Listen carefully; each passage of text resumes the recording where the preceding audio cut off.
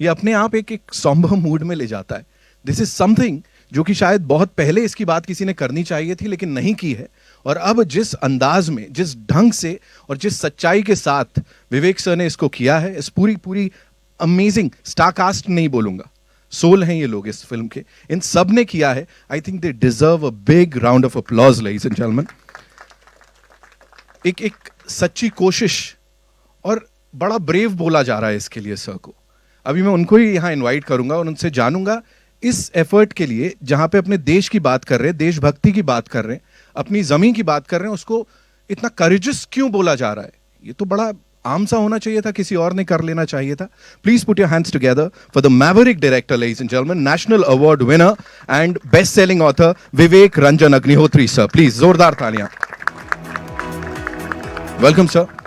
And बहुत बहुत शुक्रिया इस सब्जेक्ट को उठाने के लिए, इसके ऊपर फिल्म बनाने के लिए. जैसा मैंने कहा सर, फिल्म नहीं है, इट्स एन इमोशन. मैंने आपके इंटरव्यूज भी देखे, इसके ऊपर जो चर्चा हो रही है उसको भी देखा. क्यों सर इसको करेजस क्यों बोला जा रहा है, या किसी और ने हिम्मत क्यों नहीं करी? थैंक यू वेरी मच आपके फिर फॉर योर काइंड वर्ड्स. पर मैं हिंदी में ही बात जी बिल्कुल. और मैं चाहता हूँ सब हिंदी में ही हम लोग आज बात करें जी. क्योंकि सब्जेक्ट ऐसा है. आप सबका आने के लिए बहुत बहुत धन्यवाद, बहुत बहुत शुक्रिया. ये चूंकि कैमरे में शूट करते हैं और स्क्रीन में देखते हैं, इसलिए हर चीज़ को हम लोग फिल्म मान लेते हैं. खेर साहब यहाँ पे हैं. जब मैंने बुद्धैना ट्रैफिक जैम बनाई थी तो उन्होंने मुझे सिखाया था कि फिल्म का पर्पस लोगों तक अपनी कहानी पहुँचाना है, कैसे कहीं जैसे भी पहुँच जानी चाहिए. तो हमारी नज़र में ये एक फिल्म नहीं है, हमारी नज़र में ये एक मिशन है. और मिशन इसलिए है कि बड़े आश्चर्य की बात है, इन्होंने बोला आपको यहाँ से कोई भगा दे लेकिन आपसे बोले कि आप अपने घर ही नहीं जा सकते हैं. कल्पना करिए, वो कपड़े, वो बिस्तर, वो अलमारी, वो सब कुछ कभी नहीं, अगले 30 साल नहीं.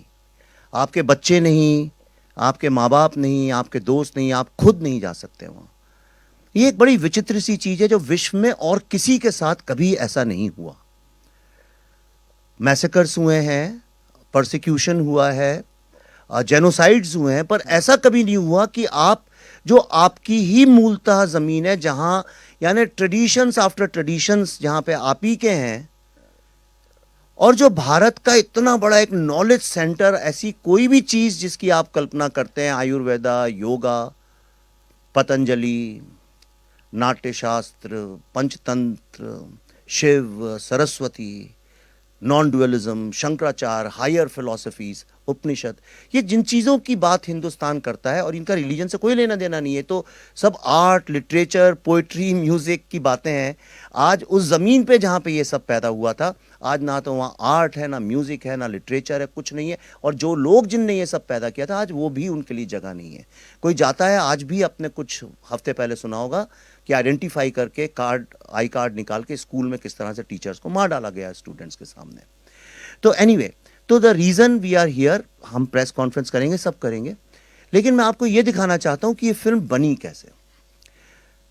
मैं और पल्लवी, हम लोगों ने एक बहुत छोटे क्रू के साथ 700 से ज़्यादा फर्स्ट जनरेशन विक्टिम्स मतलब जिनके माँ या पिता का कत्ल हुआ, किसी का रेप हुआ, जहाँ बच्चों को मारा गया, घर जला दी गया, संपत्ति लूट ली गई, ऐसे लोग जो फर्स्ट हैंड विटनेस हैं, जिनके साथ हुआ या जिनने आंखों से अपने पिता या माँ के साथ देखा.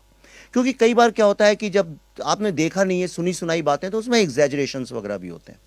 तो ऐसे लोग दुनिया में जहाँ भी थे, अमेरिका में, यूके में, जर्मनी में, उन सब के हमने वीडियो टेस्टिमोनियल्स, जैसे कि वॉर क्राइम के किसी गवर्नमेंट को रिकॉर्ड करने चाहिए, जो हमारे यहाँ किसी भी गवर्नमेंट ने नहीं किया आज तक, वो हम लोगों ने अपने दिमाग में एक ट्रिब्यूनल सा बनाया और कहा let's report them like war crimes.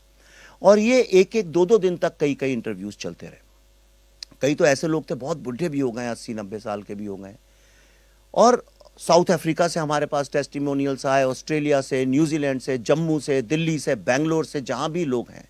और सिर्फ फर्स्ट जनरेशन विक्टिम्स नहीं, बल्कि उस वक्त जो वहाँ पे डीजीपी पुलिस थे या उनकी फैमिलीज़, या जहाँ डिविजनल कमिश्नर जो थे वहाँ, लेफ्टिनेंट गवर्नर जो थे जगमोहन साहब, हिस्टोरियंस, जितने भी टॉप लेवल जो ऑथेंटिकेट क्रेडिबिलिटी वाले लोग हैं, जिनको पूरा विश्व मानता है कि ये बोलते हैं तो इसमें अतिशयोक्ति या झूठ नहीं होता है, ऐसे सब लोगों के साथ मिलके on record we travelled and recorded it.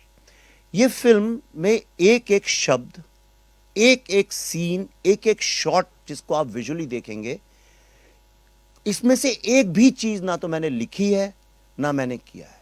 हमने सिर्फ उन चीजों को रिक्रिएट कर दिया है जिसके एक नहीं बल्कि हजारों विजुअल रेफरेंसेस हैं या जिनके डायलॉग्स पब्लिक डोमेन में अवेलेबल हैं।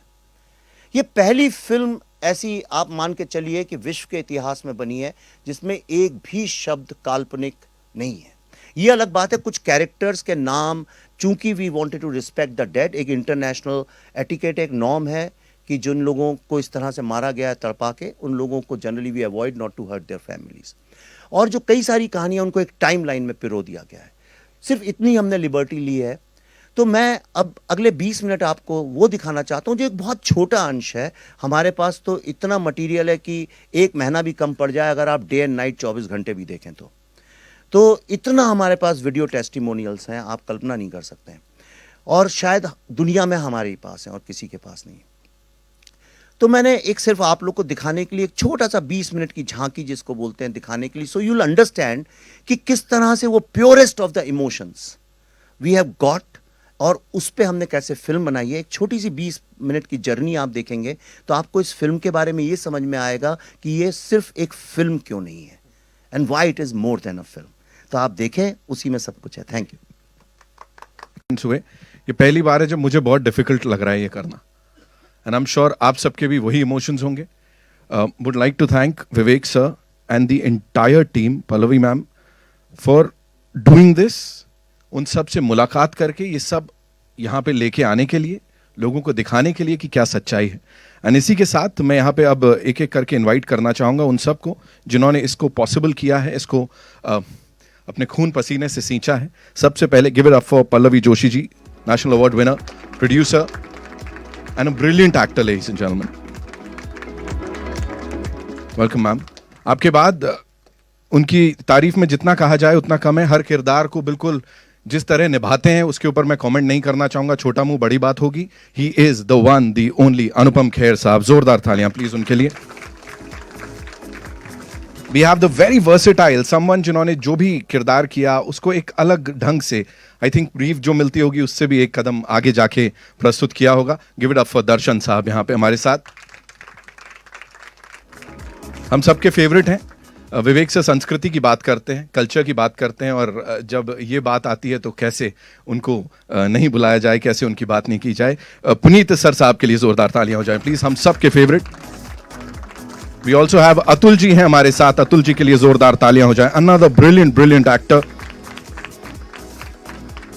एंड नाउ, जैसा मैंने कहा खून पसीना लगा है इसमें, जी जी, जैसा मैंने कहा कि खून पसीना लगा है, तो डायरेक्टर साहब को बुलाऊंगा, लेकिन उनसे पहले Chinmay, I think he is not here, so give it up for Bhasha, ladies and gentleman, जिन्होंने अपने कला से इसमें जान डाल दी, of course. And now ladies and gentleman, the person behind all this, give it up for Vivek Ranjan Agnihotri sahab, ladies and gentleman, welcome sir. Please be seated. जी, thank you so much. Pallav ji, मेरा आपसे है सबसे पहला सवाल, बिफोर वी मूव ओवर और media से सवाल लें हम। इतने सारे लोगों से मिलना, आंखें भर आई यहाँ देखने वालों की, और जो किरदार आप प्ले कर रही हैं वो कितना डिफिकल्ट था after meeting all those people, उन सब से मुलाकात करके, उनकी दिल की बात सुन के, उसको समझ के, और अब यहाँ प्रेजेंट कर रही हैं, और जो किरदार आप प्ले कर रही हैं, क्या कहेंगे उसके लिए? Good evening everyone. मैं पता नहीं मैं कितनी बार ये देख चुकी हूँ, ये जो आपने अभी देखा, but believe you me, every time I see this, every time I can't stop my tears. जो रिसर्च हम लोग कर रहे थे, as you can see how painful it was. रोज़ हम लोगों से यही सुन रहे थे, उनकी पेन की स्टोरीज सुन रहे थे, उनकी एंग्विश, किस तरह से उनका सब कुछ पीछे छूट गया, किस तरह से उनके घर वालों को बहुत बेरहमी से मारा गया। तो एक समय के बाद ये होने लगा कि दिमाग है ना, इतने दर्द को, इतने दुख को प्रोसेस करना बंद कर देता है एक समय के बाद। And every time we would go back to our hotel, Vivek and I would just lie down and keep staring at the ceiling, क्योंकि नींद ही नहीं आ रही थी हमें। It was impossible to emotionally unwind, क्योंकि हमें पता था कि दूसरे दिन सुबह उठ के जो सुना है उससे भी ज़्यादा भयानक स्टोरीज हमें सुननी है। And we kept doing this for like almost a month and a half. And after that, when I came back, I said it was impossible. At a point came when I told Vivek, मैं जा रही हूँ वापस. I cannot take this pain anymore. And it wasn't just the pain; it was also the guilt. You know, somewhere as an Indian, कि ये कहानियाँ हम तक पहुँची नहीं, ये जो कुछ भी हुआ कश्मीर में हम तक पहुँचा नहीं, and हम इतना भारत की बात करते रहते हैं और हमने कुछ किया नहीं, हमारे अपने ही लोगों के लिए नहीं किया. So ये एक गिल्ट भी बहुत ज़बरदस्त था. और उसके बाद जब ये स्क्रिप्ट लिखी विवेक ने, and when I realised I am going to play Radhika Menon, मेरे दिमाग में मैंने उसको बहुत बड़ा बना लिया था पहले, विलन को, क्योंकि इतना सारा मैंने सुना था. तो एक I would just like to tell you one very small incident. Vivek ने मुझे एक बार, हम लोग ज़ेन की बात कर रहे थे, तो he had explained it to me very well. When I didn't know Zen, rivers were rivers, trees were trees, mountains were mountains. When I began to understand Zen, rivers were not rivers, mountains were not mountains, and trees were not trees. And when I finally understood Zen, rivers were rivers, trees were trees, and mountains were mountains. So that's exactly what had happened with me also, कि मैंने पहले तो, अगर मेरे पास कोई ये भूमिका शायद लेके आता, कोई और डायरेक्टर ले आता, I probably would have played it absolutely the same way, थोड़ा अपना थॉट डाल के उसमें. ये टूर जब हमारा हुआ, रिसर्च टूर, उसके बाद I said no, the villain has to be like really big. और सारा रिसर्च होने के बाद जो स्क्रिप्ट फॉर्म में जब हमारे सामने आया, so then I realized no, what Radhika Menon has to be. And I'm so glad that I got an opportunity to play this, because I know exactly how big the villain is for the Kashmiri Pandits after having listened to their stories. Thank you. Thank you so much, ma'am. Thank you so much. Anupam sir, this one's for you. Being a Kashmiri Pandit, मैंने पढ़ा है, आपने कहा भी कि आप अपनी माता जी को ले जाना चाहते हैं उस जगह वापस, आंखें नम है. Of course, you want to go back there, but और आपने वो परचम भी लहराया है, कश्मीरी पंडितों की बात आपने की है तब से लेके अब तक. बट नाउ, अब जब ये किरदार आपको प्ले करने के लिए बोला, वो एक तरीके से सब रीलिव कर रहे थे आप, क्या चल रहा था दिमाग में? बहुत मुश्किल होता है उस किरदार को प्ले करना जो आपने महसूस किया हो, बिकॉज महसूस करना जो है, when you are performing that as an actor, सिर्फ महसूस करना काफ़ी नहीं होता है, बिकॉज आपको एक फिल्म के दायरे में एक्टिंग करनी है. तो इस फिल्म के दो पहलू हैं, as an actor and as a person. तो जहाँ तक पर्सन की बात है, आप कितना भी महसूस कर लो, अगर वो एक्टर अच्छा नहीं है तो वो पर्दे पर उस दर्द को, उस तकलीफ को नहीं ला सकता है. महसूस तो हम सब लोग करते हैं, हम सब लोग दुख महसूस करते हैं, हम तकलीफ महसूस करते हैं, खुशी महसूस करते हैं, हंसते हैं, रोते हैं, but everybody can't act it out. It's a job of an actor to do that. So I want to separate two issues over here. One is that just because I'm a Kashmiri Pandit does not mean that I will be able to portray that pain brilliantly unless I can project what I'm feeling. जब विवेक ने मुझे पता लगा कि वो ये film कर रहे हैं और उन्होंने मुझे ये रोल दिया, और सबसे पहली बात जो इन्होंने मुझे बोली कि मैंने कहा इस कैरेक्टर का नाम क्या रखा है, तो इन्होंने कहा पुष्करनाथ. पुष्करनाथ मेरे पिताजी का नाम है, मेरे अपने पिताजी का. तो हम जब देहरादून पहुंचे इसकी शूटिंग करने के लिए, तो मिथुन जी और पुनीत और दर्शन ऑलरेडी शूटिंग कर रहे थे. अलग से एक फिल्म का माहौल ही कुछ अलग था. ऐसा लग रहा था कि कुछ बहुत ही इम्पोर्टेंट फिल्म बन रही है, क्या हो रहा है, क्या सिचुएशन है. हम तो बाहर से आए थे, फ्लाइट से ऐड किए थे, रास्ते में खाना वाना खा के गए थे. And then it dawned on me what it is to be playing Pushkarnath. A simple normal human being, जिसको कोई दुनिया की ऐसी चीज़ों का पता नहीं है. I was representing a normal Kashmiri Pandit from Kashmir, which my father represented very well. And then it was difficult to do that role, because how do I separate the emotions of Anupam Kher from the emotions of actor Anupam Kher? What is real and what is acting? So from that point of view, it was one of the most difficult roles. He gets dementia, he does not know what is happening, he has to, and on top of it, I was doing scenes with Darshan, who was not on the same wavelength as a character of Pushkar Nath. So it was a difficult job. Plus कहानी वो थी जो मैं सुन चुका था अपने रिश्तेदारों से, करीबी रिश्तेदारों से, मेरे मामा से, मेरी माँ से, और हम सब वो अंडर द रग उसको जब छुपाते हैं ना, जब तकलीफ बहुत ज़्यादा होती है तो उसको दबा के रखते हैं. That's why it turns into depression. But I am so happy that Vivek, you and Pallavi, you made this film, because आप लोग तो बहुत सारी चीज़ों से जूझते हैं एज जर्नलिस्ट, बट इस कमरे की खामोशी बताती है कि आज आपको भी कहीं तो झटका लगा है. And that is the biggest achievement, I will say, of the film, because when pain reaches other people, then half the job is done. So I think this is what this film has done. Thank you so much, sir. Thank you so much. Vivek sir, this one's for you. मैं आपसे जानना चाहूँगा, generally क्या होता है, film आने वाली होती है, बहुत हल्ला गुल्ला मचाया जाता है, मार्केटिंग होती है, प्रमोशंस होते हैं. ये यदाकदाई देखने को मिलता है कि जब फिल्म का ट्रेलर आ चुका है, लोग खुद से उसको रिव्यू कर रहे हैं, लोग उसके बारे में बात कर रहे हैं. ऑर्गेनिक रीच जो कहा जाता है, प्लीज मेरे को उसके ऊपर थोड़ा बताइए, because I know you would not want to talk about that कि ठीक है यार सही जगह जा रही है चीज, बट नहीं, ऑर्गेनिक रीच और जिस तरह से इसको लोगों ने एक्सेप्ट किया है उसके ऊपर प्लीज बोलिए कुछ. सच बोलूं? बिल्कुल सच बोलना है सर. डिप्लोमेटिकली बोलूं, देखिए ऑर्गेनिक रीच, ऑफ कोर्स मैं मीडिया का स्टूडेंट हूं, मैंने कम्युनिकेशन में ही पढ़ा है, one of the best institutes in the world. तो आप बिल्कुल सही कह रहे हैं, एक होता है ऑर्गेनिक रीच जो लोग खुद एक दूसरे तक पहुंचाते हैं मैसेजिंग, और दूसरा होता है एक hyped up reach, you know, जहां आप इतनी ज़्यादा हाइप क्रिएट कर दें, इतनी हाइप क्रिएट कर दें कि लोग एक इवेंट बन जाए और मजबूरी में लोग कहें भाई हमें तो इस इवेंट का पार्ट होना, चाहे वो अच्छा हो चाहे बुरा हो. तो साल में 5-6 फिल्में इंडिया में रिलीज़ होती हैं, 6-7-8 मैं कहूँगा, जो लोगों ने डिसाइड कर लिया कि वो चाहे 2024 में आए चाहे 2026 में आए, ये एक बहुत बड़ा इवेंट होगा, हमें इसका पार्ट बनना है.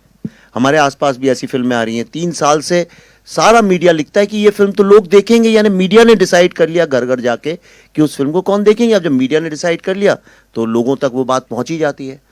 पर मैं जितनी फिल्में बना रहा हूं अब इन विवेक अग्निहोत्री 2.0 में, उसमें इन फिल्मों को हाइप अप करने का स्कोप ही नहीं है, क्योंकि वो इतनी रियल है, इतनी जुड़ी है ज़मीन से, और ऐसा कोई हमारे साथ उस तरह के भी स्टार्स और एक पूरा मसल और मैकेनिज्म काम नहीं करता है हमारे साथ भी जो वो हाइप क्रिएट कर सके.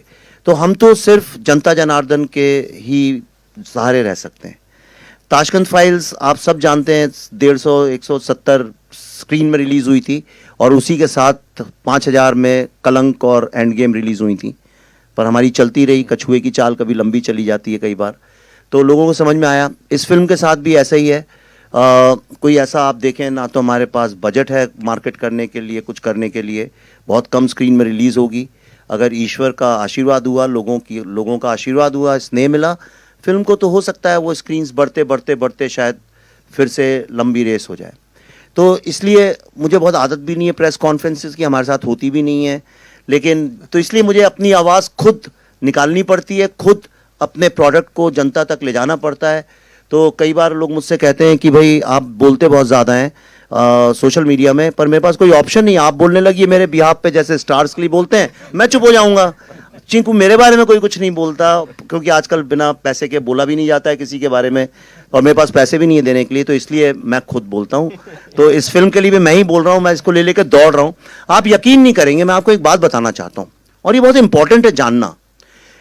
मैं इसलिए कह रहा हूँ, ये फिल्म, आप सब जर्नलिस्ट हैं, बड़े सीनियर हैं, कईयों को तो मैं करियर शुरू होने के पहले से जानता हूँ.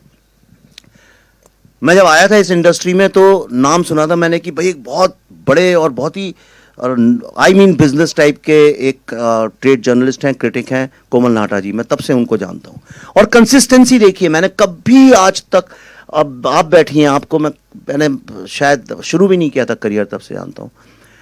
तो आप सब भी बड़ी शिद्दत से अपना काम करते हैं, पर ये जो फिल्म है इसको हमने मार्केट भी उस तरह से नहीं किया, देखो हमने फिल्म बनाई अब मार्केटिंग करते हैं, हमने वो सब किया नहीं। हमने कहा फिल्म बनी हुई थी, कोविड का वक्त था, हमने कहा चलो इसको कहीं नहीं है तो अमेरिका में तो दिखा सकते हैं, वहां सिनेमा हॉल खुले, वहीं लोगों को दिखाते हैं। और आप यकीन नहीं करेंगे, 36 ऑर्गेनाइजेशंस, ये पहली बार किसी हिंदी फिल्म के इतिहास में हुआ है। Telugu association, Sindhi association, Yazdi association, world Sikh association, Jews association, physicians association, ऐसी Nepali association, Buddhist association, Tibet association, 36 organisations ने जब हम गए तो उन्होंने कहा अब हम इस फिल्म को दिखाएंगे लोगों को। और ये अमेरिका के 16 सिटीज में जैम पैक, मतलब स्टैम्पीड होती थी। आप उसकी फोटो देखेंगे, वीडियोस देख, सब जगह पड़े हैं, हमने डाले। मतलब यह हालत हो गई थी कि जितने लोग अंदर थे उतने ही बाहर खड़े होते थे कि भाई हमें दिखा दो ये फिल्म। और कोई इसकी हमने एडवर्टाइजिंग नहीं की, कोई पब्लिसिटी नहीं गई, किसी मीडिया ने, आप सब मीडिया से, आपके पेपर पर किसी ने नहीं लिखा होगा इसके बारे में, किसी टीवी चैनल ने बात तक नहीं करी। एक चीज जैसे ऑस्कर में आप कोई भी चाहे, आप कोई सी भी फिल्म बनाए, अपनी स्क्रिप्ट ऑस्कर की लाइब्रेरी में जमा करा सकते हैं। उस जैसी चीज को लोग फ्रंट पेज न्यूज बना बना के इस देश में अपनी फिल्मों को मार्केट करते आए हैं। तो मैं आपको 3 एग्जाम्पल बताना चाहता हूं। इस फिल्म को वॉशिंगटन डीसी में देखने के बाद पहली बार सिनेमा के इतिहास में, मैं इंडिया की बात नहीं कर रहा हूं, वर्ल्ड सिनेमा के इतिहास में किसी फिल्म मेकर्स को, मुझे और पल्लवी को, कैपिटल हिल में बुला के कांग्रेशनल रिसेप्शन किया गया। और वहां पे कांग्रेसमैन, और मैं ऑस्कर की तरह बात नहीं कर रहा हूं जो झूठ मूठ की न्यूज बनती है कि ऑस्कर में आप एकदम सी ग्रेड फिल्म भी बना दें, उसकी अगर स्क्रिप्ट भेज दें तो वो उनका क्या जाता है, वो तो एक आर्काइव है, उसमें कोई भी डाल सकता है। वहां पे राजा कृष्णमूर्ति, जो कि फ्री कश्मीर की कैंपेन के साथ जुड़े थे, डेमोक्रेट कांग्रेसमैन है, जो कि हमेशा जो एंटी कश्मीर मूवमेंट होता है उसके साथ जुड़े रहते हैं। He saw the film and he came and said, "This is the first time I have realized about this pain, and I must admit that Kashmiri Pandit community in America is most successful amongst the most successful people, and they are the inspiration for the world peace and humanity." Mike Warner, who's the topmost senator of America, he was full of praise for this. Bob Brar, he's a very famous senator there. और सिर्फ उतना ही नहीं, हम जहां जहां ये दिखाई, उन स्टेट्स ने प्रोक्लेमेशन दिया इस फिल्म का। हमने तो बताया ही नहीं लोगों को ये बात, क्योंकि ऐसा लगेगा जैसे अपने मुंह में मिट्टू बन रहे। नॉट ओनली दैट, कश्मीर में किसी ने आज तक प्रिंट में, मीडिया में, टीवी में, होर्डिंग में, स्कूल में, कॉलेज में, कहीं भी कश्मीर का पूरा नक्शा नहीं देखा है। In America to put up a full map of Kashmir is a big no. Indians भी नहीं डालते, इंडियन के बच्चों ने, एनआरआईज के बच्चों ने, आप सब जानते हैं अमेरिका में लोगों को, उनसे पूछिएगा उनके बच्चों से, उनने कभी कश्मीर का पूरा नक्शा नहीं देखा है। आपको मैं एक ऐसी बात बताऊंगा जिसको सुन के आपका गर्व से आपका सीना चौड़ा हो जाएगा। यह फिल्म देखने के बाद लोगों ने अपने आप, दर्शकों ने जो देख के जाते थे, पैसे जोड़ जोड़ के अल्टीमेटली इस साल 26 जनवरी को, जो वर्ल्ड की सबसे प्रेस्टिजियस और सबसे महंगी एडवर्टाइजिंग साइट है, जहां पे फ्री कश्मीर के होर्डिंग्स लगवाए थे पाकिस्तान ने, वहां पे लोगों ने अपने पैसे जमा करके 2 दिन के लिए पूरा कश्मीर का मैप लगाया, द कश्मीर फाइल्स के नाम के साथ, जो आपने देखा भी इस वीडियो के अंदर। ये आप मुझे बताइए विश्व के इतिहास में कब हुआ है ऐसा? और लास्ट बोल रहा हूं क्योंकि इसके बाद बाकी लोग बोले, मुझे जो बोलना था फिल्म में बोला है मैंने। आपको एक लास्ट बात बताता हूं, आप सब फिल्म इंडस्ट्री में इतने सालों से काम कर रहे हैं, आप लोग हॉलीवुड का cinema, Korean cinema, British cinema, Indian cinema, Telugu, हर सिनेमा के बारे में मुझसे 10,000 गुना जानते हैं। अपने जोर दिए दिमाग पे, कभी आपने किसी फिल्म मेकर को, इंक्लूडिंग हॉलीवुड के टॉप डायरेक्टर्स, कभी किसी को देखा है फिल्म रिलीज होने के 3 महीने पहले अपनी फिल्म ओपन फॉर ऑल लगा 16 शहरों में जाके दिखाना, बिना ये सोचे कि लोग इसके बारे में क्या बोलेंगे, बुराई करेंगे, अच्छाई करेंगे, और एक आदमी ने एक नेगेटिव कमेंट नहीं किया? आप इतने वीडियोस हैं, जो था आके सब रोते थे, चिपकते थे। तो क्योंकि ये फिल्म नहीं है, अगर फिल्म होती तो मैं भी डरता, अरे भाई किसी ने बोल दिया कि अच्छी नहीं है तो इसका बिजनेस खराब हो जाएगा, अगली फिल्म कैसे करूंगा। लेकिन ये हमारे लिए एक जीवन का मकसद, एक मिशन बन गया था, एक कहानी को बताना, और इसीलिए हम लोगों ने ये किया। जो मैं आपको बता रहा हूं, ये इस फिल्म के अचीवमेंट्स नहीं है, ये बात दर्शाता है जब आप एक सच्ची कहानी लोगों के पास जाएं तो उसका यूनिवर्सल रेजोनेंस होता है। And from India, from this Hindi film industry, we have achieved that. Thank you so much Vivek sir. Darshan bhai, this one's for you. मुझे बताएं, आपने जितनी भी फिल्में अब तक करी हैं, जैसा मैंने कहा वर्सेटैलिटी की बात हम सब करते हैं, किरदार को अलग एक परवान चढ़ा देते हैं आप, ये आपकी फिल्मी जर्नी में कितना इंपॉर्टेंट होगा ये जो इमोशन है, how important would it be? Hello everyone. Actually मुझे याद है मेरी पहली मीटिंग पल्लवी मैम के साथ, जब उन्होंने मुझे यही वीडियोस दिखाए थे, और जैसे मैं अभी नम हो रहा हूँ वैसे ही था, मैं कुछ बोल नहीं पा रहा था वो वीडियोस देखने के बाद। फिर विवेक सर से मुलाकात हुई और उन्होंने मुझे स्क्रिप्ट दी फिल्म की, और स्क्रिप्ट पढ़ते वक्त भी मैंने सेम पेन और सफरिंग जो उन लोगों के साथ हुई, जो उन्होंने कैसे सरवाइव किया, वो सब इमेजिन किया और वही फील हुआ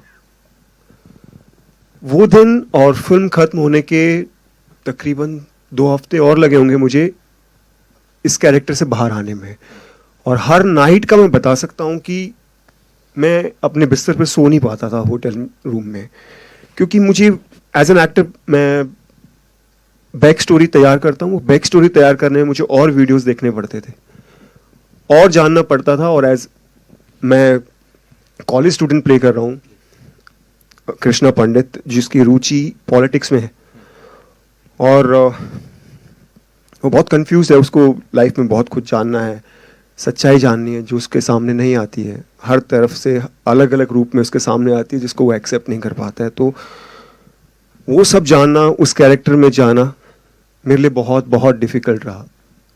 तो ये रोल मेरे लिए मोस्ट डिफ़िकल्ट रहा, बट मैं अपने आप को बहुत खुशकिस्मत मानता हूँ कि मुझे कृष्णा पंडित कैरेक्टर करने का मौका मिला, क्योंकि ये फिल्म नहीं है, ये एक रियल स्टोरी है, ये इमोशंस हैं लोगों के जो उनके साथ बीती है। एंड आई थिंक जब मैं आज रिव्यूज़ देख रहा हूँ जितने भी यूट्यूब पे या जहाँ पे भी अवेलेबल हैं, चाहे वो इंडियंस हों, पाकिस्तानी हों, चाहे वो यूएस से हों, यूरोप से हों, अफ्रीका से हों, हर आदमी इमोशनल था, हर आदमी कनेक्ट कर पा रहा था, क्योंकि ह्यूमैनिटी सबसे बड़ी चीज़ होती है। सो आई एम ब्लेस्ड कि मुझे फिल्म में काम करने का मौका मिला और इतने लिविंग लेजेंड्स के साथ काम करने का मौका मिला। So thank you so much Puneet sir, Atul sir, this one's for you. आप दोनों को साथ में स्क्रीन पे देख रहे हैं, हम लोग स्क्रीन शेयर कर रहे हैं। आप लोग के व्यूज की भी अगर मैं बात करूं, सो आपने भी दिल खोल के बोलते हैं जब आप बोलते हैं, और वैसे ही डायरेक्टर साहब हैं, he is been very vocal. उनकी जो ओपिनियंस हैं, उन्होंने he is never held back, वो रोकते नहीं है खुद को। जो है भाई, जो देश के लिए है, जो जैसा है मैं उसको वैसे ही रखूंगा। सो उस बीच कैसा रहा फिल्मिंग के दौरान? How was it with Vivek sir? Because आपके खुद के भी ओपिनियंस हैं, तो कुछ टकराव या कुछ ऐसा था? नहीं, ऐसा तो कुछ नहीं था। कि देखिए, बहुत ही ये कटु सत्य है जो जेनोसाइड हुआ, और दुर्भाग्यवश हमारे देश में किसी ने भी इसको खुलकर बोलने में हिम्मत नहीं की।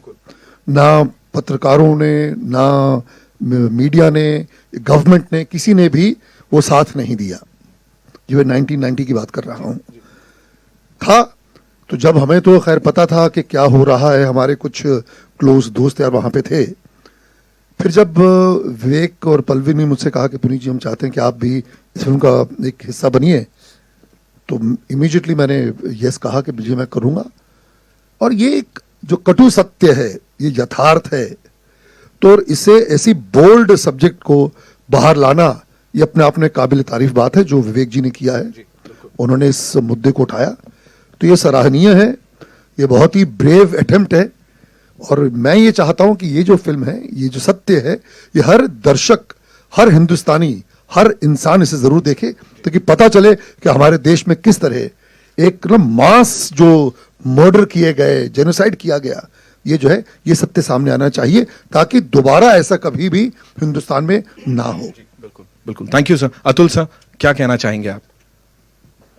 मुझे गर्व है कि मैं इस फिल्म का हिस्सा हूँ। और विवेक जी के लिए मैं हिम्मत की दाद दूंगा कि आज तक किसी ने ऐसी हिम्मत नहीं की इस विषय पे फिल्म बनाने की, और जो कहानी जो घटना घटी उस पर सच्ची फिल्म बनाने की किसी ने हिम्मत नहीं करी। इनफैक्ट कहीं की भी सच्ची घटना इस तरह की जो होती है हिम्मत लोग कर नहीं पाते हैं। और बस यही कहूँगा जो पुनीत जी ने कहा कि जिस ईमानदारी से, जिस मेहनत से, जिस सच्चाई को से फिल्म बनाई गई है, उसी ईमानदारी से प्लीज़ सब लोग ये फिल्म देखें और ज़्यादा से ज़्यादा लोगों को बोलें कि ये फिल्म देखें, क्योंकि ये फिल्म नहीं, ये सच्ची घटना है। बहुत बहुत धन्यवाद सर। बादशाह, आपके लिए मेरा सवाल ये है कि इतने सारे दिग्गजों के साथ काम किया आपने, फिर आपका जो एक किरदार है उसकी बात सोशल मीडिया पे बड़ी हो रही है, जिस हिसाब से दिखा है, you know, people are talking about it. और जैसा हमने ऑर्गेनिक रीच की भी बात की, आज के ज़माने में इतनी जल्दी होता नहीं है कि लोग खुद से बात करें। क्या कहना चाहेंगे इस पूरी जर्नी पे? Thank you. सबसे पहले नमस्कार सभी को। मैं सबसे पहले इस पूरी ये जो मेरे साथ हो रहा है, I am a very normal person. मैं खुद रियल लाइफ में कश्मीरी हिंदू रेफ्यूजी हूँ और एक्टर भी हूँ। मेरे लिए it's a dream come true. Of course इधर बैठना भी और ये फिल्म करना, ये सब हो चुका है। मैं कभी कभी I still take time to realise कि ऐसा हो गया था। हम लोग सेट पे होते थे सर के साथ, सबके साथ।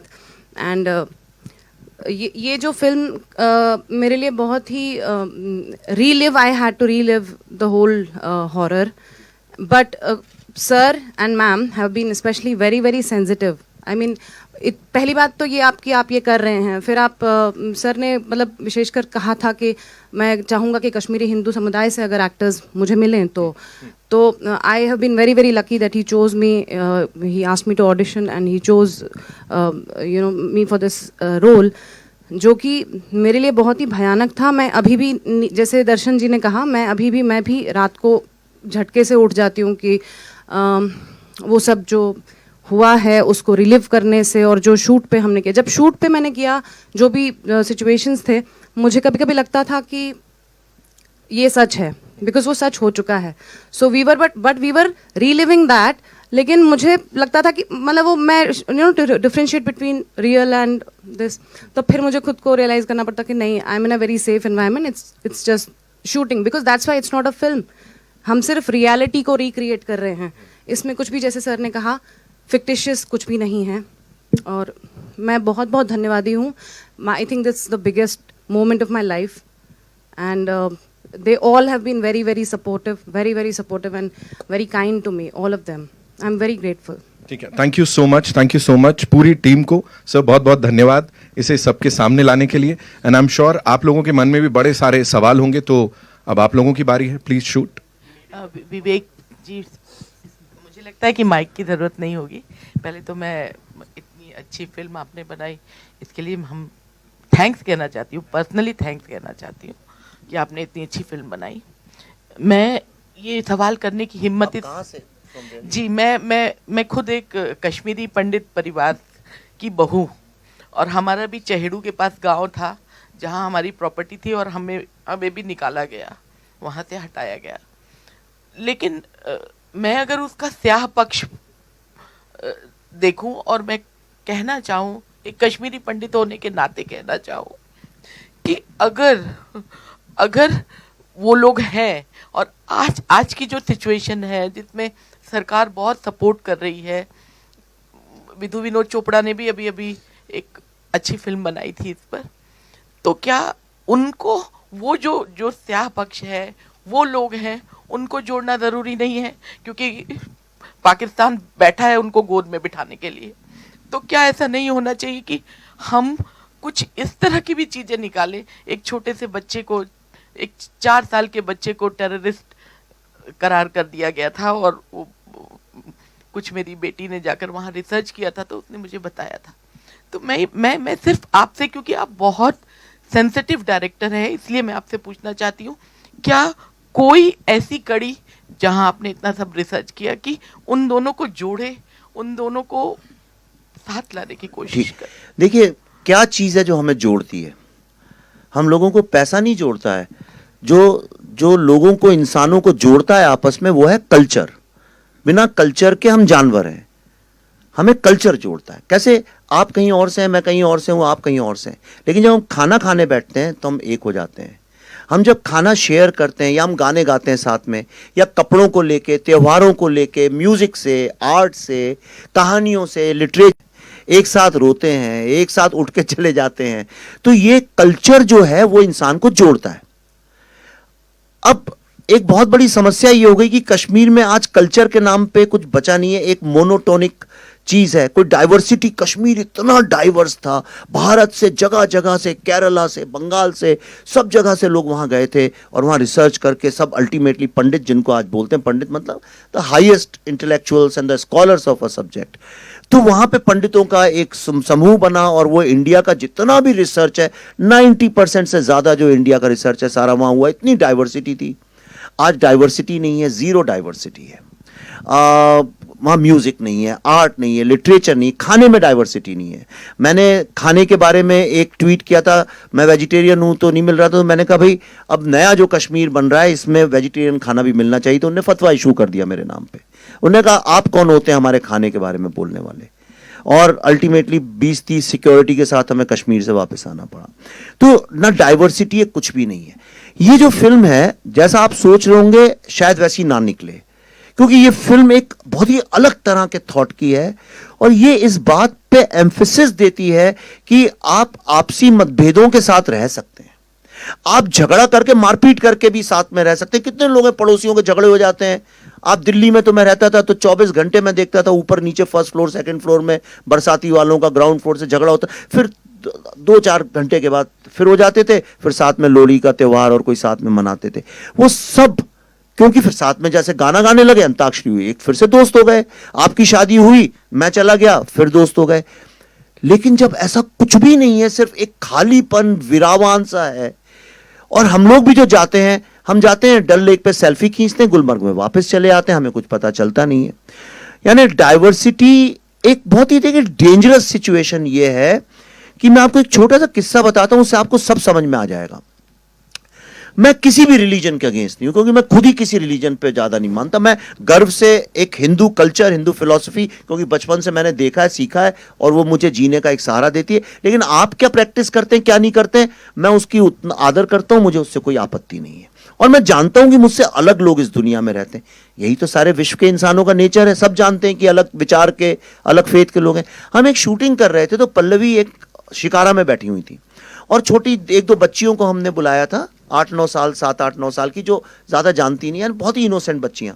वो पल्लवी के दोनों तरफ बैठी थी। तो हम कैमरा जब शिफ्ट कर रहे थे, उदय जी हमारे डीओपी सर हैं यहाँ पे, और तो एक बच्ची, शायद 1 बजा होगा, दोपहर का नमाज का टाइम था, पल्लवी से उसने बोला आप नमाज पढ़ने नहीं जाएंगी? तो पल्लवी ने बोला नहीं, मैं तो नहीं जाऊंगी।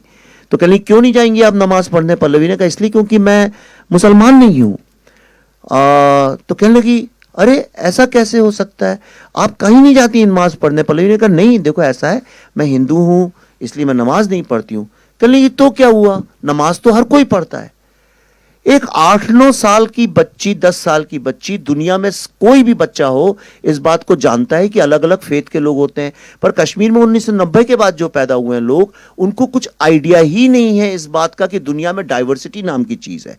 इसका भारत और कश्मीर और पाकिस्तान से कुछ लेना देना ही नहीं है।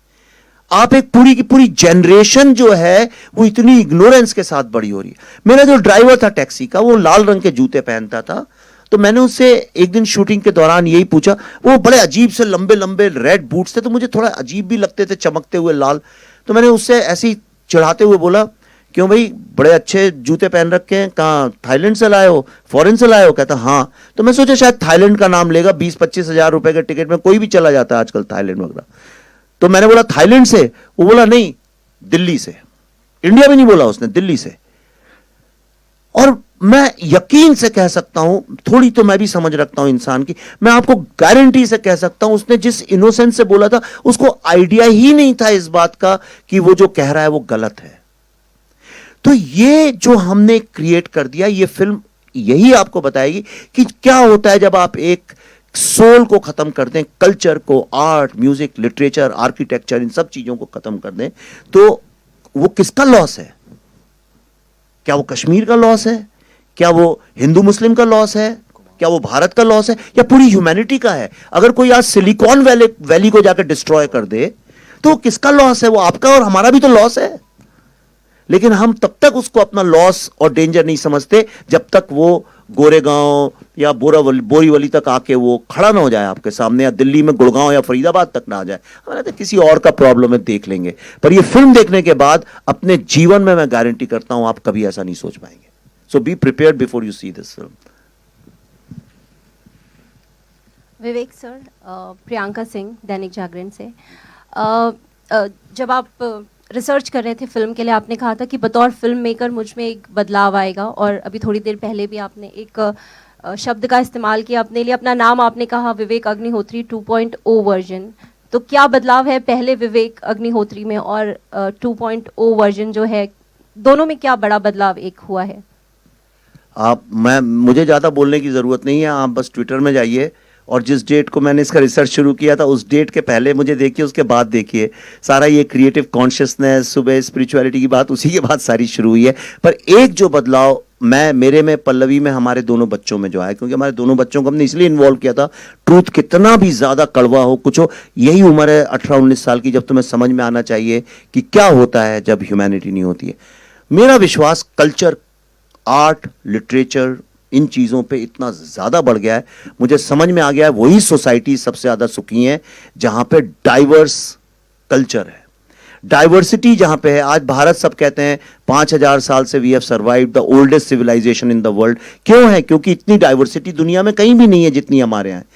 तो मेरा विश्वास डाइवर्सिटी पे बढ़ गया है। और मुझे एक बात तो ज़रूर समझ में आ गई है कि हम ह्यूमैनिटी, ह्यूमन राइट्स की बात करते हैं। मैंने तो अपनी जिंदगी में जिस ह्यूमैनिटी की हम बात करते नहीं देखी। मैंने कभी नहीं देखा कि एक भी दिन ऐसा विश्व में कभी हुआ हो जहां पे युद्ध नहीं हो रहा हो। कभी ऐसा नहीं हुआ है कि लोग जो है दूसरे ह्यूमन बीइंग को खत्म करने की कोशिश ना कर रहे हो। तो वो जिस ह्यूमैनिटी की एक आदर्श कल्पना है, मैंने वो नहीं देखी।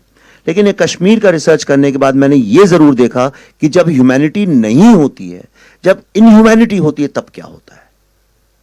आप, बड़ा सटल डिफरेंस है। मतलब कुछ अच्छा होगा तो क्या होगा मुझे नहीं पता, लेकिन मुझे इतना पता है जब बुराई सेट इन करती है तब क्या होता है। और वो इतना बड़ा विनाश है जो धीरे धीरे हम सबके चारों तरफ आता जा रहा है, पर हमें एहसास नहीं हो रहा। आपको भी नहीं पता किस तरह आपके आसपास कल्चर जो है वो डिस्टर्ब हो रहा है, डिस्ट्रॉय हो रहा है, चेंज हो रहा है, पर हमें नहीं पता है क्योंकि हमारे घर के अंदर नहीं घुसा है, और शायद घुस भी गया, हमें एहसास नहीं है। पर ये फिल्म देखने के बाद आपको समझ में आएगा कि हम लोग कितनी डिफिकल्ट सिचुएशन के साथ गुजर रहे हैं। बिल्कुल। एक और सवाल है मेरा आपसे।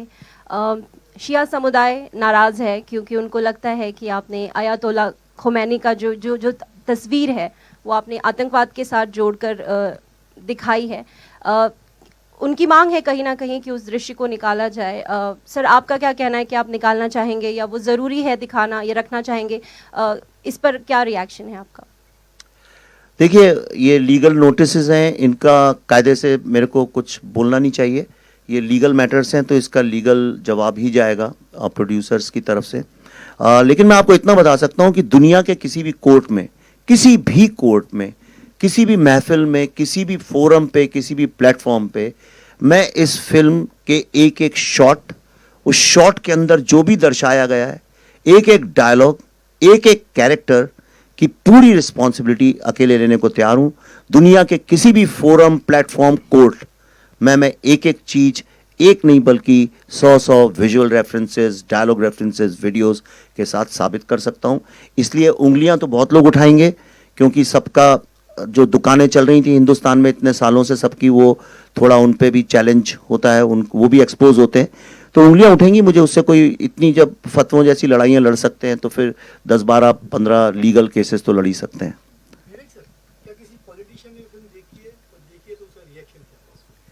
अभी तक सिर्फ अमेरिका के पॉलिटिशियंस ने देखी है, डेमोक्रेट्स ने भी देखी है और रिपब्लिकन्स ने भी देखी है। इंडिया में मैंने जानबूझ के किसी पॉलिटिशियन को दिखाई नहीं और दिखाना भी नहीं चाहता हूं। और शायद एक मेरा मकसद यही था अमेरिका में पहले दिखाने के, क्योंकि इंडिया में दिखाता तो वो अननेसेसरीली पॉलिटिकल लेवल पे फिल्म फंस जाती। या I wanted it to be seen as a film. Kher साहब बार बार कहते हैं कि भाई एक फिल्म पहले है, बाद में कुछ और है, तो इसको एक फिल्म के नज़रिए से पहले देखें। अभी तक किसी को नहीं दिखाई और शायद दिखाएंगे हम, मैं तो नहीं दिखाने वाला हूँ, खुद देख लें तो लोग देख लें। खैर साहब also belong to Kashmir. You see lots of videos with your mom, you know, like your mom relating lots of things from Kashmir. How much could you relate to, you know, like personal experiences? And आपने भी कितना share किया होगा विवेक जी के साथ कि ये जो चीजें हैं ये हकीकत में इस तरह से हुई थी, as your mom must have said, and they have experienced that. Before that, I want to say that just because the film is based on true events and research does not mean that it was easy to direct and write this film. उसके लिए you need to be a brilliant director and brilliant writer. So बहुत सारी फिल्में आप आजकल तो 80% फिल्मों में पहले आ जाता है सत्य पर आधारित फिल्म, तो उसके बाद बुरा आप बोलते हैं कि बकवास फिल्म है। तो ज़रूरी नहीं कि सत्य पर आधारित जो फिल्म है वो बहुत कमाल की ही होगी भाई। तो इसलिए जहाँ तक मेरी बात है कि इतना इन्होंने रिसर्च किया था that I was mesmerised and very impressed. और उसका नतीजा ये है कि आप ये जब न्यूयॉर्क में जो मेरा एक उन्होंने इंटरव्यू किया, वो न्यूयॉर्क में मुझसे इंटरव्यू करने ही आए थे because I belong to the same community. मैं और Bhasha are the only two people who sort of kept hugging each other after every shot because she plays my daughter-in-law and Darshan plays my grandson. But मेरा और भाषा का हम एक दूसरे का एक साइलेंट एक्सचेंज ऑफ एक्सप्रेशन जाता था कि ये सच है, ये जो भी दिखाई दे रहा है ये सच है। मेरा पर्सनल एक्सपीरियंस जो मेरे बिल्कुल इमीडिएट फैमिली में हुआ, वो मैं हमेशा बोलता हूँ कि मेरे जो मामा थे, मेरे मदर के छोटे भाई, और मेरी माँ बार बार इसका जिक्र करती है, उन्होंने अपनी पूरी ज़िंदगी पैसे जोड़ जोड़ के, वो ओवरसियर थे वहाँ पर, और ओवरसियर को क्या बोलते हैं नॉर्मली, ओवरसियर ही बोलते हैं हाँ। तो because overseer is a very typical small town word, तो वो इंजीनियर से जो छोटे होते हैं उनको ओवरसियर बोलते हैं। तो उन्होंने बड़े मुश्किल से पैसे कमा के, उनका एक सपना था कि कश्मीर में श्रीनगर में अपना एक घर बनाएंगे। तो उन्होंने वो घर जैसे तैसे 86, 85, 87 में बना लिया और बड़े खुश थे कि अपना उनका एक घर था। और जैसे ही उन्होंने घर बनाया उसके कुछ 6-7 महीने बाद ये थ्रेट्स आनी शुरू हो गई कि आप निकलो यहाँ से। एंड फिर ऐसी थ्रेट्स आई कि भाई हमने आपके पड़ोसी को मार दिया है, उसकी लाश वहाँ पड़ी है, अब अगर आप अगले कुछ दिनों में नहीं छोड़ेंगे तो हम फिर आपकी लाश किसी और के घर पर होगी। सो एक रात को एक फिएट गाड़ी में जितना सामान वो डाल सकते थे, जिंदगी भर की पूंजी, एक फिएट गाड़ी में 4 उनके खुद के अपने सदस्य थे, बेटा बेटी उनकी बीवी, और वो वहाँ से निकल गए और दिल्ली में जाकर कहीं वो सेटल हो गए। और उनका सदमा उनको इतना गहरा पड़ा कि he died after couple of years or 3 years.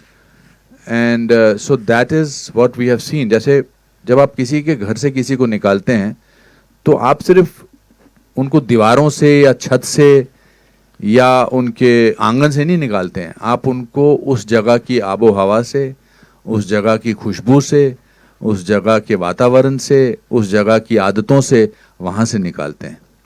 मेरे दादाजी का छोटा सा एक मंदिर था 3rd फ्लोर पे, मिट्टी का घर था, और वहाँ पर उनकी वो जो अगरबत्ती रोज़ जलाते थे तो उसकी एक खुशबू थी। अब वो खुशबू टेंट में तो नहीं आ सकती है, या किसी जम्मू के घर में या पूना के घर में या दिल्ली के घर में तो नहीं आ सकती है। हम होटल में 5 स्टार होटल में रहते हैं बहुत दिनों तक, लगता है यार अभी घर जाके अपने बिस्तर पे सोना है। हम अमेरिका जाते हैं या कहीं और जाते हैं, हम कहते हैं चलो यार इंडियन खाना खाते हैं। So I think from that point of view my mother when she saw this film she didn't speak to anybody for 2 days। 2 दिन तक उन्होंने किसी से बात नहीं की, क्योंकि उनकी पूरी मेमोरीज वापस जो हैं वो रिवाइव हुई। और उन्होंने कहा क्यों दिखाई तूने मेरे को ये फिल्म, मेरी सारी मेमोरीज वापस आ गई हैं। या आर्टिकल 370 जब एब्रोगेट हुआ, क्या हम वापस जा सकेंगे, मेरा बड़ा दिल है वापस जाने का। सो अब आप अंदाज़ा लगा लीजिए जो इस डॉक्यूमेंट्री में बात कर रहे थे उनका क्या हाल हुआ होगा, उनके साथ क्या महसूस किया होगा उन्होंने। So from that point of view it's, आप बार बार काफ़ी लोग बोल रहे हैं आंखें नम है, आई थिंक इसका सदमा जो है ना, इसकी तकलीफ जो है वो आत्मा तक गई है। कश्मीर में आज आप जाओ, मुझे याद है जब बचपन में मैं जाता था तो निशाद गार्डन जाते थे, शालीमार जाते थे, पिकनिक पे जाते थे, तुलमुल खीर भवानी टेम्पल जाते थे, वहाँ की नदियों में घूमते थे, हंदवारा, सोपोर, ये सब जगहें हैं वहाँ की। अब कश्मीर की आत्मा जो है वो घायल है। अब वहाँ बार्ब्ड वायर्स नज़र आती हैं, सुनसान इलाका है, कुछ अजीब सा वातावरण है। So this film will not only revive those memories for millions of people, पर शायद कुछ लोगों के घाव भी भरेंगे। And we are all guilty of not talking about it for 32 years. खैर साहब, या हाँ जी पन्नू साहब। आमतौर पे जब कोई आर्टिस्ट आउटडोर पे जाता है तो उसके बारे में हम पूछते हैं तो उनका जवाब अमूमन यही होता है कि it was like a picnic. यहाँ आपका आउटडोर का अनुभव कैसा रहा था? It was anything but A picnic. एक कोई छोटे बजट की फिल्म थी तो पिकनिक का एहसास नहीं हो रहा था क्योंकि कुछ भी मंगा लो खाने में एक बजट था, बहुत अच्छा था, मतलब खुश थे हम, अच्छा खाना मिलता था और रहने को भी इंतज़ाम अच्छे ही थे। बट एक जुनून जब होता है ना किसी चीज़ का, जैसे आप जब कभी अच्छी स्टोरी करते हैं या अच्छा आर्टिकल लिखते हैं तो उसका एक अपना एक फोकस होता है। तो we knew that this is something important. इसमें कोई, क्योंकि इसमें किसी की भी कोई फॉल्सनेस नहीं हो सकती थी कि अब मैं एक्टिंग की एक्टिंग करता हूं। बहुत सारे एक्टर्स जो हैं वो एक्टिंग की एक्टिंग करते हैं कि मुझे बड़ा दुख हुआ। इसमें दुख सिर्फ बोलने से या आंखें छोटी करने से या ग्लिसरीन डालने से नहीं हो सकता था। इसमें जब तक आप उस जज्बात को महसूस ना करो और अपनी आत्मा से एक्टिंग ना करो तब तक वो आप तक वो बात पहुंच ही नहीं सकती। वो बड़ा अच्छा एक डायलॉग है सलीम साहब की, सच्चाई वो दिया है जिसको अगर पहाड़ की चोटी पर भी रख दी जाए तो बेशक रोशनी कम करता है लेकिन दिखाई बहुत दूर से देता है। So I think that is what. तो उसमें हम सबका एक ग्रुप बन गया था कि we are portraying something which is true, unless we feel it, it can not be projected. तो वो एक बॉन्डिंग थी। वो 15 दिन 20 दिन कैसे निकल गए पता ही नहीं था, पता ही नहीं चला। और हर शॉट के बाद मैं और विवेक रोते थे। हर शॉट के बाद विवेक आके मुझे गले लगाता था, बिकॉज जो इसने महसूस किया था वो इंटरव्यूज के दौरान, अब वो उसको पर्दे पर देखता हुआ नजर आ रहा था। शायद पल्लवी के ही सीन्स में वो रोए नहीं, बाकी I think even when we did a scene together, ये गले लगा के बहुत फपक फपक के रोए थे। मैं और भाषा तो हर शॉट में रोते थे। सो रोते मतलब थे कि हम तो एक्टिंग कर रहे हैं, अब इसके बाद हम अपने 5 स्टार होटल में जाएंगे और ऑर्डर करेंगे कि एक गर्म पानी लेकर आओ और छोटा सा लेकर आओ या कुछ भी है। But people who must have actually gone and they were completely devastated, finished. उस thought से ही घबराहट होती थी। तो this was an emotional journey which will stay with us for many years to come. Thank you. Vivek ji, पहले तो जैसा कि फिल्म है वो समाज का आईना होती है, आपको क्या लगता है इस फिल्म के बाद, जैसे आप खुद पल्लवी जी और आप बोल रहे हैं कि जब आप रिसर्च करने गए और लोगों से उनके बारे में बात करना शुरू किया तो आपको बहुत सारी सच्चाइयों का पता चला जो कि बहुत हृदय विदारक हैं। क्या ये जब फिल्म आएगी समाज में या लोगों में अवेयरनेस के बाद थोड़ा सा बदलाव होगा, खासकर कश्मीर के लोगों में जिन्होंने जिनकी वजह से काफ़ी ऐसे लोग हैं जिनकी वजह से जैसे कश्मीरी पंडित विस्थापित हुए वहाँ पर। दूसरा, आपको डर नहीं लगा धमकियों से या किसी और चीज़ से जब आपको, और ऑब्वियसली मिली भी होंगी जहाँ तक मुझे पता है? नहीं, देखिए डर जो है, जब तक आदमी डरता है तभी तक लोग उसे डराते हैं। ये मेरे जीवन का अनुभव है। आपके जीवन का अनुभव कुछ और होगा, पर मेरा ये अनुभव है कि जब तक आप समझिए अकेले जा रहे हैं गली में और कई सारे आप देखेंगे द डॉग्स कम और वो आप पे भौंकते हैं और जितना आप डरेंगे उतना वो आगे आके आपको डराते हैं। और हम सबसे बड़ी गलती जीवन में यही करते हैं कि हम डर के पीछे चले जाते हैं। और ख़ास तौर पे क्रिएटिव आर्ट्स में मैंने देखा है, एक ऐसा कुछ बन गया हमारे यहाँ, हम लोगों ने, I think we are the only society, मैंने तो कहीं और ऐसा देखा नहीं किसी और सिनेमा में, हमने डाकुओं को बहुत ग्लोरीफाई किया। अगर आपको याद हो 60-70 के दशक में हम लोग कुछ भी हो, डाकू की फिल्म में मतलब वो अच्छा आदमी होगा और बंदूक उसने किसी उसे ऑपरेस किया था इसलिए उठाया था, क्योंकि उस वक्त इप्टा के लोग थे, एक थॉट प्रोसेस थी। लेकिन डाकू तो कभी अच्छा हुआ नहीं, कोई अच्छा डाकू का कोई एग्जाम्पल भी नहीं है इस दुनिया में। फिर हम लोगों ने स्मगलर्स को ग्लोरीफाई करना शुरू किया, जस्टिफाई करना। मुझे कोई आपत्ति नहीं, देखिए उन फिल्मों की स्पेस है, ये ना समझिए कि मैं उन फिल्मों के बारे में कमेंट करूं, लेकिन हमने ऐसा किया, हम लोगों ने उन्हें ग्लोरीफाई किया, जस्टिफाई किया, एक बड़े क्रूड तरीके से भी किया।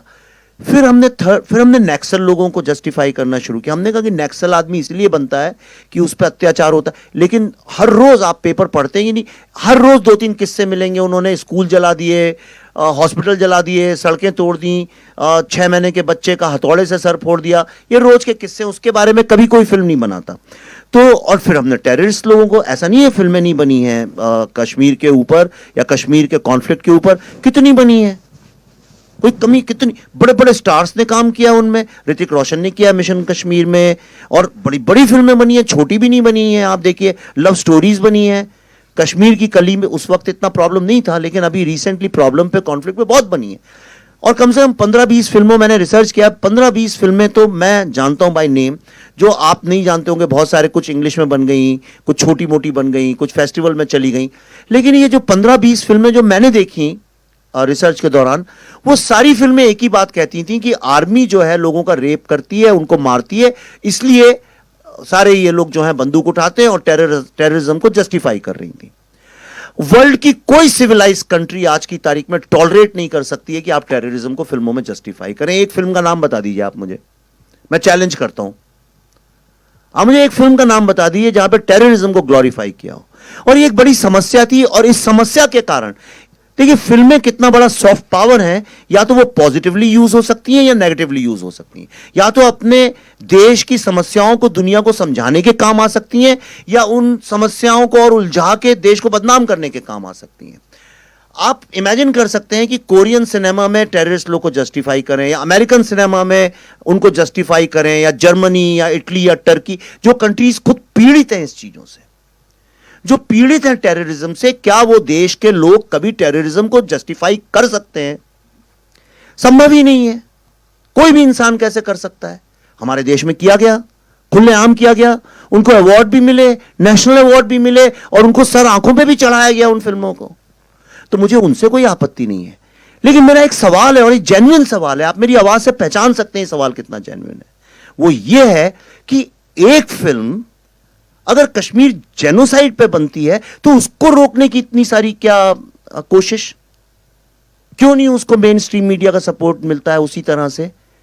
क्यों नहीं उसके बारे में चर्चा करने का मौका मिलता है? और उसके बारे में अगर हम कुछ बोलते हैं तो लोग, आपको मैं एक एग्जांपल बताता हूं। कुछ दिन पहले मैं दिल्ली में था, 10-12 दिन पहले, वहां पे किसी जर्नलिस्ट से मुलाकात हुई, और उन्होंने बोला कि अच्छा कश्मीर फाइल्स बना रहे हो, पढ़ते हैं उसके बारे में। उन्होंने खोला एनडीटीवी का पेज, एनडीटीवी के पेज में 6 महीने पहले वो पेज बनाया गया था। हिंदुस्तान में मेरे अलावा और चंद टेक्नीशियंस और एक्टर के अलावा किसी ने ये फिल्म नहीं देखी है, और उसमें लिखा हुआ था Kashmir files is a propaganda film. इसलिए खुल के बोल रहा हूं, ये पब्लिक डोमेन में है। उसके ऊपर ऑप इंडिया ने एक एक्सपोजे किया, और जब उन्होंने एक्सपोजे किया तो एनडीटीवी ने चोरी से, चुपके से, बिना अपॉलॉजी मांगे हुए उस वर्ड को डिलीट कर दिया और सिर्फ लिख दिया कि इट्स अ फिल्म बाय विवेक रंजन अग्निहोत्री। तो अगर वो पहले सच लिख रहे थे तो अभी हटाया क्यों?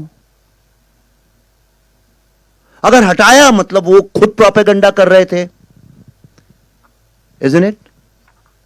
फिल्म इंडस्ट्री के भी जो टॉप एंटरटेनमेंट, जो अपने को एंटरटेनमेंट लीडर्स मानते हैं, जब इस फिल्म का ट्रेलर आया और दुनिया का हर आदमी इस ट्रेलर के बारे में बात करने लगा, पाकिस्तानी लोग रोने लगे जब ट्रेलर देख देख के, तो उन लोगों को मजबूरी में, क्योंकि कश्मीर फाइल्स का नाम लिखो तो एसईओ, मतलब आपको ज्यादा वेबसाइट में फुट ट्रैफिक मिलता है, तो इसलिए उन्होंने कश्मीर फाइल्स का यूज तो किया नाम कि the Kashmir Files trailer is out, but please read how we had reviewed his last film the Tashkent Files, और उसमें लिखा था Tashkent Files was a second great film of a third rate politics. उस फिल्म को 2 नेशनल अवार्ड मिले, 100 दिन चलती रही। आप किसी से भी सड़क पे बात कर लीजिए ताशकंद फाइल्स के बारे में, मैं ओपनली कहता हूं, किसी भी आम आदमी से पूछ लीजिए, अपने माँ बाप, नाना नानी, दादा दादी से पूछ लीजिए, वो बता देंगे वो फिल्म कैसी। से भी आपत्ति नहीं कि 2nd ग्रेड बोले, 3rd ग्रेड बोले, लेकिन कश्मीर फाइल्स के ट्रेलर में 3 साल पुराना रिव्यू। तो यह सवाल अपने कॉन्शियंस से पूछिए कि जब टेररिस्ट को ग्लोरीफाई करते हैं फिल्मों में, और एक झूठ नैरेटिव जब हम क्रिएट करते हैं, तब तो खूब उसको ग्लोरीफाई और सेलिब्रेशन होता है, जैसे कि हमने सिनेमा की और समाज की ऐसी कोई फिल्म बना दी है। लेकिन एक फिल्म आपको, इसीलिए मैंने वो 20 मिनट का रिव्यू दिखाया, क्योंकि मेरी बात, हमारी बात आप ही के जरिए पहुंचेगी, और कौन ले जाएगा। सिर्फ इसलिए दिखाया, आप देखिए उसके पीछे हमने क्या सच है, क्या मेहनत है, क्या ऑथेंटिसिटी है इस फिल्म की। पर दुख की बात यह है कि इसके लिए इतनी जद्दोजहद, इतना स्ट्रगल, अपने माँ बाप, अपने भाई बहन की सच्ची कहानी सुनाने के लिए अपने देश में हमको, मुझको स्पेशली इस तरह से आउटकास्ट किया जाता है। ये देश के कॉन्शियंस की बात है। ये हमको सोचना पड़ेगा कि हम ऐसे कब हो गए। हम दिल से तो ऐसे नहीं है, तो ये कैसे हो गया? हम किस सिस्टम में बंद गए कि हमको झूठ मूठ में आज उस टेररिज्म को, जिसने लाखों लोगों को मारा है, जिसमें 19 जर्नलिस्ट तो अभी मारे गए पिछले कुछ वर्षों में, जर्नलिस्ट लोग, पर हम चुप बैठे रहते हैं।